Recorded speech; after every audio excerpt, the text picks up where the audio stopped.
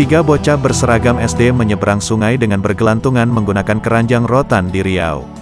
Viral di media sosial video tiga bocah sekolah dasar menyeberangi sungai dengan cara tak biasa. Dalam video tampak tiga anak SD yang masih mengenakan seragam merah putih menyeberang sungai kecil dengan bergelantungan di keranjang rotan. Ketiganya tampak menarik keranjang yang terikat tali. Kemudian mereka meluncur ke seberang seperti flying fox. Aksi mereka sangat berisiko karena mereka bergantung pada keranjang tersebut.